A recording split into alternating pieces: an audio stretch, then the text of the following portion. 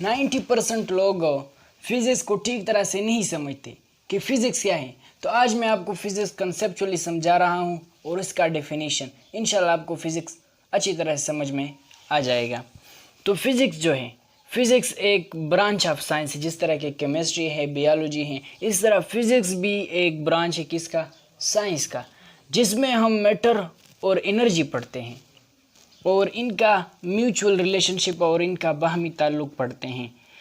ये branch of science है जिसमें हम मैटर और एनर्जी पढ़ते हैं और मैटर और एनर्जी का आपस में म्यूचुअल रिलेशनशिप मतलब बाहमी ताल्लुक़ आपस में पढ़ते हैं हम।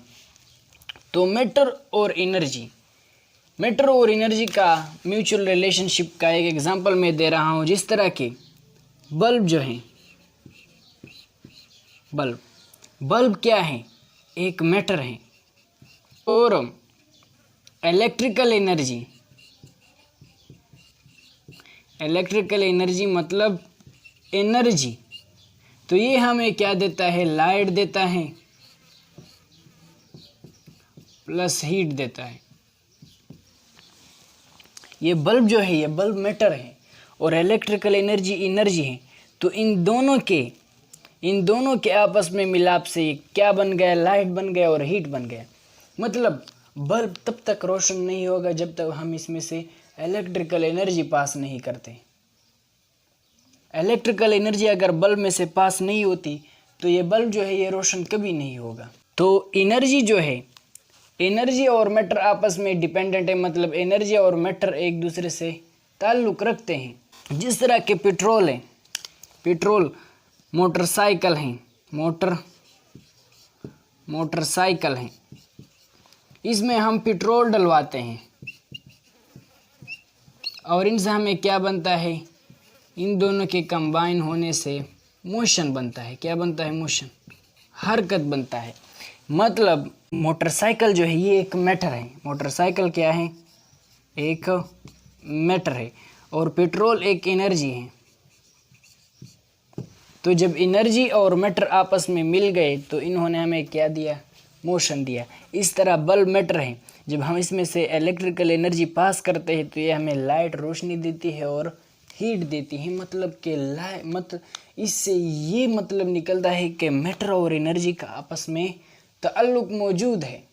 क्या है? ताल्लुक़ मौजूद है। तो ऐसे ब्रांच ऑफ साइंस जिसमें हम मैटर और एनर्जी और इनके बाहमी ताल्लुक़ पढ़ते हैं, तो वो असल में क्या हम पढ़ने जा रहे हैं? वो है फिज़िक्स। अब फिज़िक्स का दूसरा डिफिनीशन है। अगर आपको पहला वाला समझ नहीं आता तो उसको गोली मारो, दूसरा सीखो।